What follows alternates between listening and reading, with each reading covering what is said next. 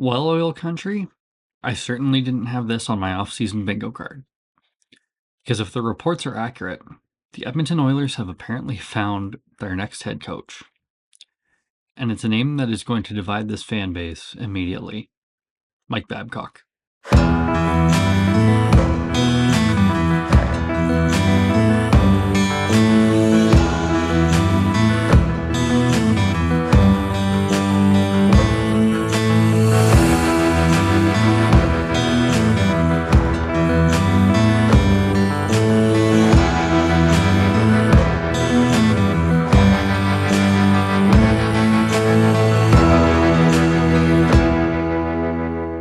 Welcome back to the show. It appears that Edmonton have made their decision. And if everything we're hearing is accurate, Mike Babcock is about to become the next head coach of the Edmonton Oilers. Now, before everybody rushes down to the comments section, I think it's important to acknowledge something here. This is not a hire that comes without baggage. Everybody knows what happened in Columbus. Everybody knows about some of the stories that surfaced during his time with the Leafs in Toronto. Those concerns are real, and I completely understand why some fans here are going to look at this hiring and immediately have reservations and have questions. But at the same time, let's not pretend that we're talking about some random coach looking for another opportunity. We're talking about one of the most accomplished coaches in modern hockey history, a Stanley Cup champion, 2 Olympic gold medals, a world championship, a world junior championship, World Cup of Hockey, over 700 NHL coaching wins. There are very, very few coaches available at any given time with a resume that even comes close to that. And I think that's exactly why the Oilers have gone down this road.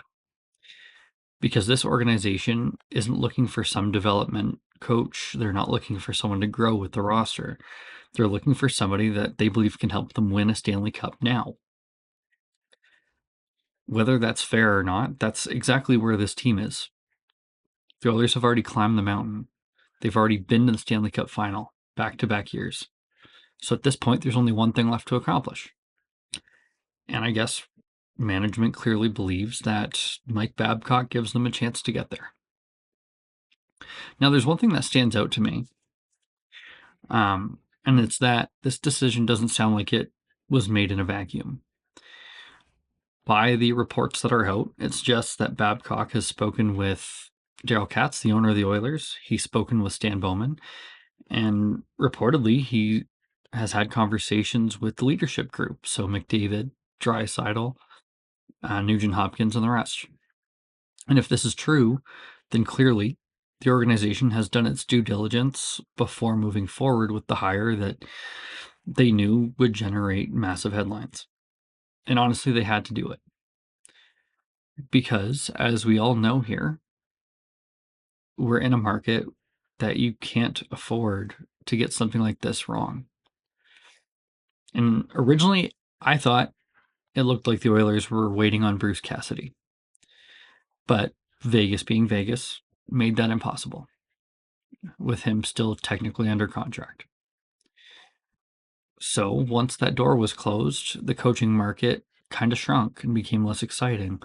Yes, there were a few names out there like Craig Berube, Peter Laviolette, and a few others.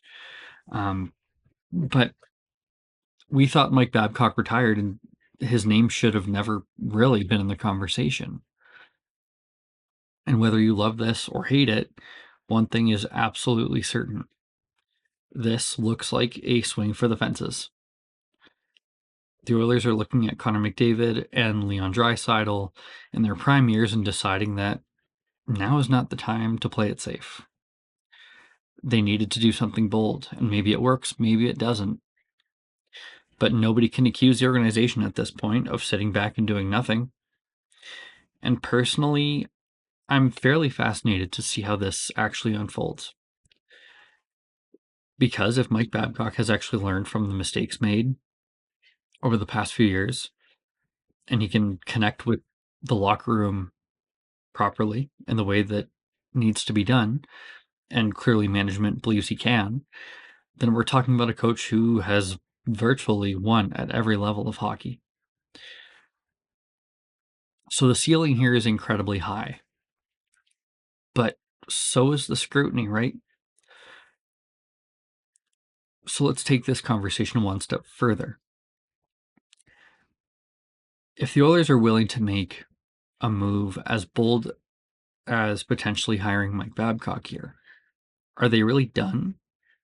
Or could another significant move be coming? And it got me thinking about a couple of mock trade scenarios. I posted it on the Facebook page, but I wanted to kind of talk through it here. And here's the thing, mock trades are just discussion. There's no insider information.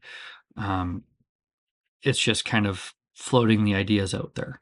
And before we get to that, I do want to mention at the time of recording, just before this, there was a statement made by Bob Stauffer from Oilers Now to basically say McDavid's not going anywhere and he believes that he'll sign another 7 years following this 2-year contract. I'll actually put the direct quote up on the screen here.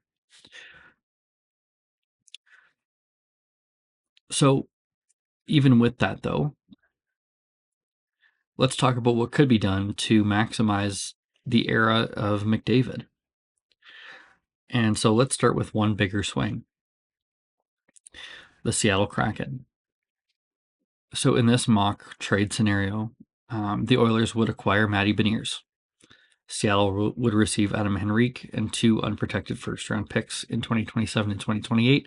And for all of you who are going to say that Henrique is a UFA, as of today, he's still on the Oilers roster on NHL.com, and that's what we're going by. And I know immediately some people are going to say Seattle hangs up the phone on this one, and maybe they do. But if we focus on the Oilers side of this for a minute, Beniers is exactly the kind of player teams spend years trying to draft and develop. He's young, he's responsible, he plays center, he's strong defensively, he's more than capable offensively, and he's the type of player who could be a foundational piece for years to come. Now imagine having McDavid, Draisaitl, Beniers, and Nuge all down the middle. That's pretty big. It's not just a lineup improvement, that's a shift in the organization. Yes, a steep cost of 2 first-round picks is a pretty big price, but I think that's the only way Seattle even entertains it. Henrique, being a veteran piece, might be intriguing to a fairly young Seattle team. Now let's move on to the second possible mock trade here, and it's with Ottawa. Some are going to like this, some won't.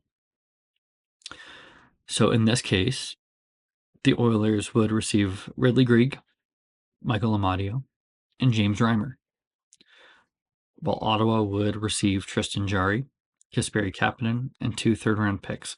Another note with Kapanen, as of recording this video, he is still on the Oilers roster on NHL.com, while some of you, again, are going to say he's a UFA. Right now, he's still on the roster. And this might be a more interesting trade, actually, for the Oilers side. Not because it's big-name players, but because of what they bring. Every time we roll around to playoffs, we talk about teams being difficult to play against. We talk about edge, competitiveness, players who get under the opposition's skin.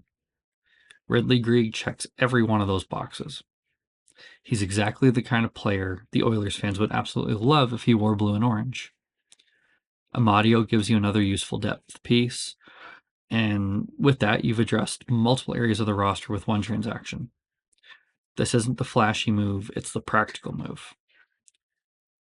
The type of move that helps you survive 4 playoff rounds. And that's why I find these conversations and discussions interesting, because they represent 2 completely different philosophies. One is a massive swing aimed at securing a young cornerstone player. The other is a depth move to make the team tougher and more difficult to play against.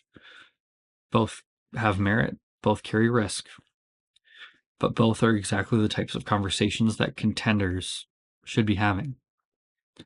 Which brings us right back to where we started. Mike Babcock. At first glance, the coaching discussion and the trade discussion seem unrelated, but I actually think they're connected because they're both rooted in the same idea: urgency. The Oilers know where they are. They have the best player in the world. They have another superstar in Draisaitl. They've already proven they can contend. Now comes the hardest part: finishing the job. Whether Babcock ultimately becomes the coach, whether a major trade ever materializes, the roster stays exactly as it is, every decision from this point forward is going to be measured against one standard. Does it improve the Oilers' chances of winning a Stanley Cup? Because at this stage, that's all that matters. I want to hear from you. Drop your thoughts in the comments. What do you think of Babcock as the new coach? Would you make either of these trades? Is there one that interests you more than the other?